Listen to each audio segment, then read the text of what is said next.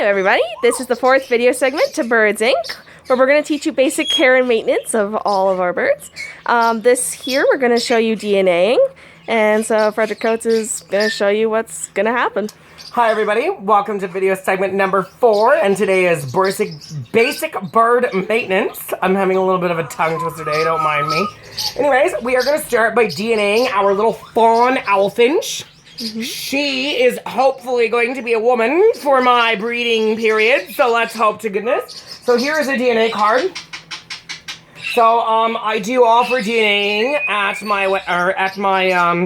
at my company here. So this is a DNA card. I put the serial number of the bird, the registration, and the owner operator. I collect little samples of blood to send away, and then when they come back with a certificate, and I know who's what. Alright, so first of all, I always make sure that I have handy my quick stop. That's very crucially important. And if you can't or do not have access to quick stop, you may use flour. Okay? Always make sure that you have extremely sharp and nail clippers that are accommodable to your birds. These are meant for small to medium-sized birds and small parrots. These are actually, believe it or not, one of the smallest sets of nail nippers on the market for the small birds. Okay? So what we're going to do is we're just going to clip her toenail a little bit too short, get a little bit of blood, 2 to 3 drops on each side, let them air dry for 2 to 3 minutes, and then put them in the envelope and mail them away.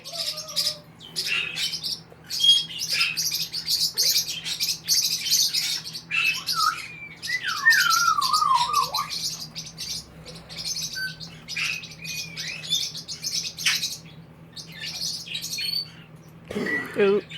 Okay, here we go. Ooh.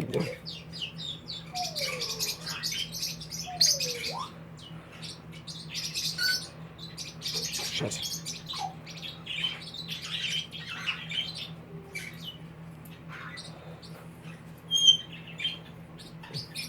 So now we're just sitting here for a few minutes, clotting the blood.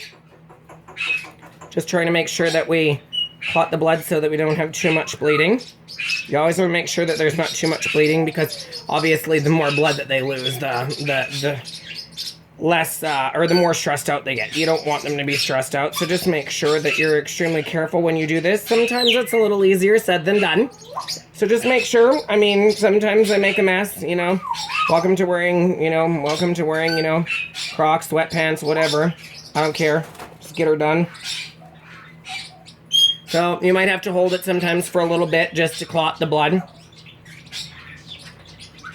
And make sure the bird stays due diligent. Make sure the bird is alert.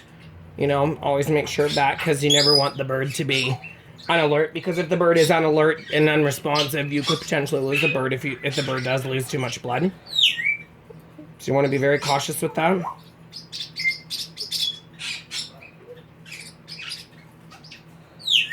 We're just still clotting it here. Just bear with us. This owlfinch happens to be one of the easier ones, apparently, but today it decided that it was going to be a bleeder. The other one that we DNA'd here a few weeks ago was not a bleeder. It took me almost half an hour to get it to do this. So, you know, unfortunately, sometimes you are going to have that incident where you are going to have a bleeder. So you just got to make sure that you stay on it, keep it, keep an eye on it, make sure that it clots. Like I said, sometimes it's not going to clot as easy as you'd like it to. You just gotta, pay very close attention and make sure that everything goes all well and fine. Sometimes it's easier said than done, though. So just focus on that. As soon as we get her stops bleeding, or it stops bleeding, we will be moving on to DNAing the new pied blue sky parrotlet. We are hoping he's male. He's going to be our new addition to our mate, to our new pure white hen for our parrotlets. So keep an eye on our website and watch for babies from them, as there is going to be some beautiful availability coming up in the very near future.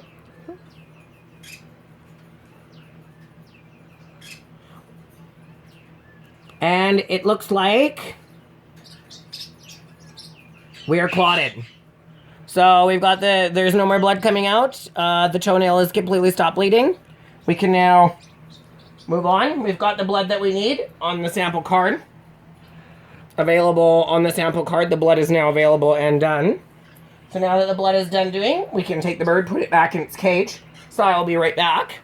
Moving on. Hi, welcome back. Sorry about that little delay. This is our little pied sky blue parrotlet that is going to be next on the list for my torture of clipping the nails. Da, da, da.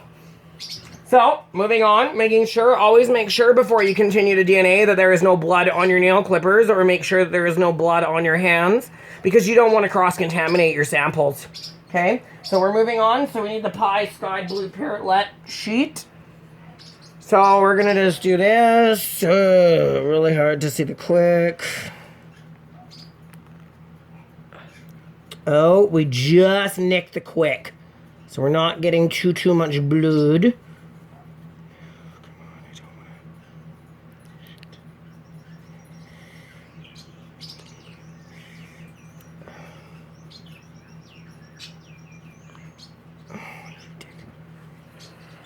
Okay, so sometimes if you just nick the quick, it'll give you the opportunity to pry the toe. He's got some nice blood coming there.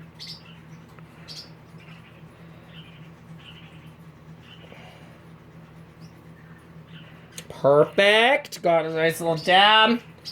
Squeeze the toe again, get a nice dab. Oh, and he decided he was going to give me the dab.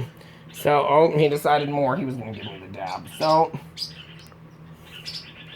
try to get the dabs on the sheet of paper, not on yourself, because, well, that doesn't really help the DNA process. I need the blood. So, try to get it on there as much as possible. I mean, that's maybe enough.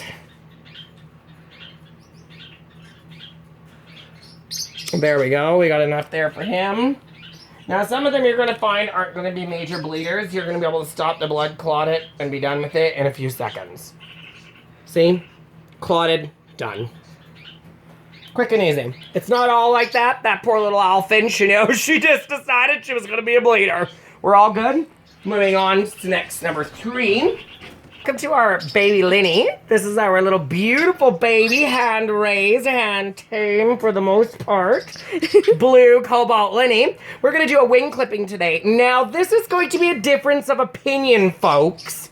And I want to make it very clear that this is my way. You're welcome to do it your own way, but I don't recommend that you do it on your own. Get a professional to do it, someone that is trained, or your veterinarian. Please do not attempt doing this on your own, as it is extremely dangerous and can be extremely long-termly effective to the harm of your bird if not done properly. So now we are going to do the wing clipping, and I need to go into the bird room and grab the wing clippers. So just one moment, please. I have a garbage can.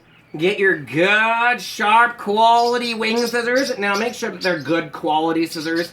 Don't try to clip wings without good quality scissors, because you're going to put yourself in a predicament. And ouch. Thank you. The birds are not amused by this in any remote access. So, you span your feathers to your full flight, and you do this.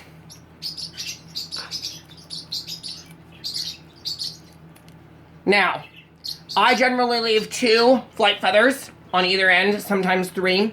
But 2 minimum for guidelines for the feathers to grow back when they do regrow.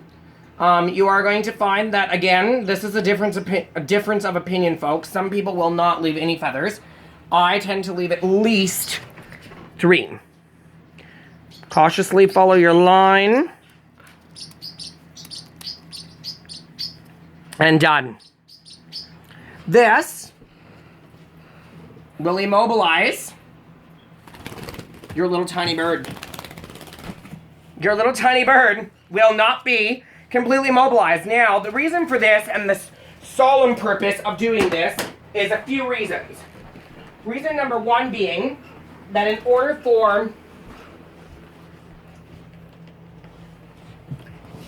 for you to be in charge, the bird cannot be. If the bird can get away from you, guess what? They're in charge. They can get up high, and they're higher than you. Guess what they say? Worst parrot trick ever. Never let your birds ride around on your head. Never let your birds ride above eye level to you. So if their wings are clipped and they can get up high, first thing that they're going to learn is one thing. They're the boss, and you are not. To eliminate this, do wing clipping. Once again, people, please do your homework. We'd like to thank you for following our video segment once again today. Any questions or concerns, feel free to comment below. And if you need absolutely anything else, check us in at www.birdsinc.webs.com. Check out our video segment, as well as check out all of our beautiful artwork. Caitlin is now offering phone cases as well as mouse pads and coffee mugs. Don't forget to check them out. Prices to follow on the website. Have a great day, guys, and thanks for tuning in.